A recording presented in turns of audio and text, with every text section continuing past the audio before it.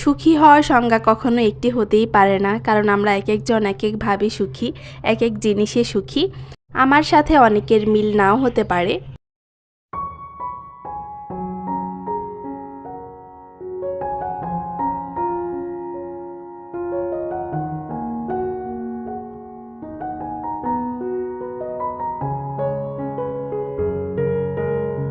Hello everyone, আসসালামু আলাইকুম। কেমন আছেন সবাই? আই হোপ সবাই খুব ভালো আছেন। আলহামদুলিল্লাহ, আমরা আল্লাহর রহমতে আছি খুব ভালোই। নতুন দিনে নতুন আরও একটি ভ্লগ ভিডিও নিয়ে হাজির হয়ে গিয়েছি আমি আপনাদের মাঝে, বাঁধন, চট্টগ্রাম থেকে। আজকের ভিডিওটা শুরু করেছি একদম সকাল থেকে। আদি তার বাবা এদিকে অফিসে চলে যাচ্ছে আর আমি তার জন্য টিফিন রেডি করে দিচ্ছি। এক এক দিন এক এক টিফিন দেওয়া হয়, যেহেতু সকালের নাস্তা একটু হালকা করেই দিই।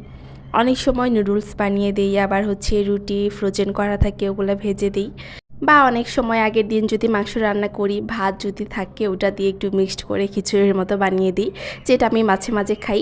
তাছাড়াও কিছু কিছু নাস্তা দিয়ে থাকি যখন আসলে যেটা মনে হয়। আমার রুমের আশেপাশে প্রচুর কাকের শব্দ, অন্যান্য পাখির শব্দ। আমি যখন ভয়েসটা দিতে আসি এদের শব্দ মনে হয় আরও বেশি বেড়ে যায়। একটু যে শান্তি মতো ভয়েস দিব, এদের যন্ত্রণায় আর ভয়েসই দিতে পারি না। যাই হোক, তবুও কিছু করার নেই, যখন একটু ফ্রি টাইম পাই তখনই ভয়েস দিতে হয় আমার। এদের সাউন্ডের উপর নির্ভর করে তো আর আমার ভয়েস দেওয়া যাবে না, এজন্য মাঝে মাঝে এরকম সাউন্ড অনেক চলে আসে ভয়েস দেওয়ার সময়।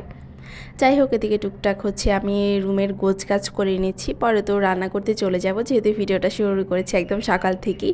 আর সকাল থেকে শুরু করা মানে আমার দুপুরে রান্না থাকবেই। আমি যেমন আমার এই রান্না করা নিয়েই সুখী, এমন না যে আমি প্রতিদিনই রান্না করতে চাই বা রান্না করতে সবসময় ভালো লাগে, তা না। একঘেয়েমিতা সবার মাঝেই থাকে, কিন্তু তবুও আমি এতেই সুখী।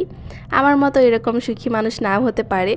অনেকে আছে যে টাকা, বাড়ি, গাড়ি এগুলো ছাড়া তাদের সুখী মনে করে না, তারা যে না এগুলো থাকলেই সুখী। আবার আমার মতো সুখী অনেকে আছে। সব কিছু মিলিয়ে আসলে আমাদের জীবন। এই কারণে সুখের সংজ্ঞা কখনোই একটা দেওয়া উচিত নয়। সুখের সংজ্ঞা অনেক ধরনেরই দেওয়া উচিত, কারণ এক একজনের চাহিদা এক এক রকম, এক একজনের সন্তুষ্টি এক এক রকম। কেউ অল্পতেই সন্তুষ্ট, আবার কেউ বেশিতেও সন্তুষ্ট না। এটা আমি মনে করি, কে কী মনে করে তা আমি জানি না। এদিকে বাজার এনেছিল টুকটাক একদম শুকনো বাজার, যেগুলা আমরা তো বাড়ি থেকে পোলাওয়ের চাল এনেছিলাম কিছু, ওগুলা শেষ, কয় মাসই আর যাবে, বেশি করে আনা যায় না, কারণ এত দূরের রাস্তা, মানে অল্প অল্প করে সব কিছু আনতে গেলে অনেক হয়ে যায়। তাই অল্প করে এনেছিলাম, কিছু শেষ, এখন কিনে খাওয়া হচ্ছে। এমনি ঈদের সময় কিছু পেয়েছিলাম রেশনে, ওগুলাও শেষ, এখন আবার কিনে খাচ্ছি। কারণ মাঝে মাঝে খিচুড়ি দিদার বাবাকে সকালে রান্না করে দিই, আবার মাঝে মাঝে পোলাও খিচুড়ি রান্না করা হয়। আসলে কেনা জিনিস, হিসাবের জিনিস কিন্তু তাড়াতাড়ি মনে হয় শেষ হয়, এই কারণে তাড়াতাড়ি শেষ হয়ে যায়। এইদিকে কাজের ফাঁকে ফাঁকে আমি একটা ভিডিও দেখে নিচ্ছি, কারণ আমি কাজের ফাঁকে ফাঁকে ভিডিওগুলো বেশি দেখি।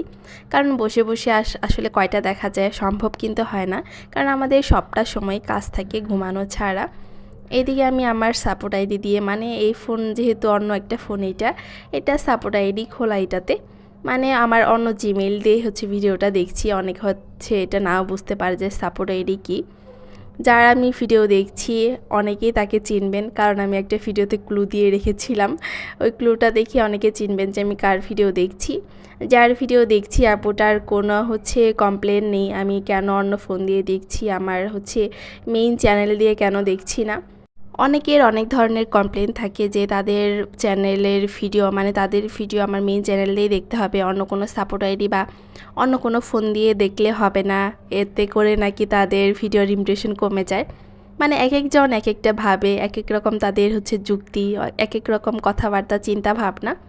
আমার ওইরকম কোনো চিন্তা ভাবনাই নেই, কারণ আমি অনেক টেক চ্যানেল ফলো করি, অনেক টেক চ্যানেলের ভিডিও দেখি। তারা এরকম কোনো কথাই বলে না যে এক ফোন দিয়ে ভিডিও দেখলে এরকম হয়, অন্য ফোন দিয়ে ভিডিও দেখলে ওইরকম হয়, ইমপ্রেশন কমে। আমি আমার ভিডিও দেওয়ার কথা, আমার ভিডিও যদি ভালো হয়, মানুষের যদি পছন্দ হয়, অবশ্যই ভাইরাল হবে। আর ইউটিউব যদি ভাইরাল করে অবশ্যই হবে। কে আমার ভিডিওতে কমেন্ট করলো, কোন চ্যানেল দিয়ে কমেন্ট করলো, কোন আইডি দিয়ে কমেন্ট করলো, এটার উপর আমার ভিডিও ইমপ্রেশন কখনোই বাড়বে না, কখনোই আমার ভিডিও ভাইরাল হবে না। এতটুকুই আমি জানি। কে কি জানে, কতটুকু জানে তা তো আসলে আমি জানি না, কিন্তু এরকম অনেকের কমপ্লেন থাকে। আর যাদের কোনো কমপ্লেনই থাকে না, যারা আমার পুরনো আপু, অনেকের আমার অনেক দিনের পুরনো আপু, মানে আমার আগের চ্যানেল থেকে তাদেরকে আমি চিনি, তাদের অনেকের ভিডিও আমি আমার আরেক ফোন দিয়ে দেখিয়ে দিই, কারণ এক ফোন দিয়ে সবার ভিডিও দেখা সম্ভব হয় না, অনেকে যেহেতু সাপোর্ট করতে হয়। প্রতিদিনই মানে মিনিটে মিনিটে নোটিফিকেশন আসে। যাকে সাপোর্ট করা দরকার, যাকে করি তাকে হচ্ছে তার ভিডিও প্রতিদিনই দেখার চেষ্টা করি। আবার ভিডিও করতে হয়, ভিডিও এডিট করতে হয়, এটা নিয়ে আসলে ঝামেলা হয়। এই কারণে অনেকের ভিডিও আমি অন্য ফোন দিয়ে দেখে দিই। এদিকে কথা বলতে বলতে আমি রান্না বসিয়ে দিয়েছি। আজকে একটু মুরগির মাংস রান্না করছি, একটু পোলাও রান্না করবো। আদিতার বাবার নাকি একটু পোলাও খেতে ইচ্ছে করছে। সে কিন্তু সবসময় খিচুড়ি খেতেই চায়, আজকে বললো যে পোলাও খাবো, তাই পোলাও রান্না করছি। আমার একটু ঠান্ডা ঠান্ডা ভাব, মানে ঠান্ডা ঠান্ডা লাগা লাগা ভাব এরকমটা হচ্ছে। ওষুধ খাচ্ছি কিন্তু তবুও মনে হয় একটু ভাঙা ভাঙা গলা লাগছে। ভিডিওতে ভয়েস দিতে গিয়ে আমি বুঝেছি, এমনি কিন্তু অতটা বোঝা যায় না। এই যে আমি এই গরমে এই রান্নাগুলো যে করি, যতটুকু টাইমই করি, যত বেলায় করি, গরম কিন্তু অনেক, আসলে রান্নাঘরে অনেক গরম লাগে। আগুনের তাপ একদিক দিয়ে, আরেক দিক দিয়ে হচ্ছে বাহির থেকে ওরকম কোনো বাতাস আসে না, একদম আগুনের তাপে হচ্ছে পুরো রুম গরম হয়ে যায়। কষ্ট কিন্তু হয়, তবুও আমার এটাতে কেন জানি না শান্তি লাগে, ভালো লাগে যে না, আমার নিজের পরিবারের জন্য, হাজব্যান্ডের জন্য, বাচ্চার জন্য রান্না করছি, এতে আমার আসলে ভালো লাগে।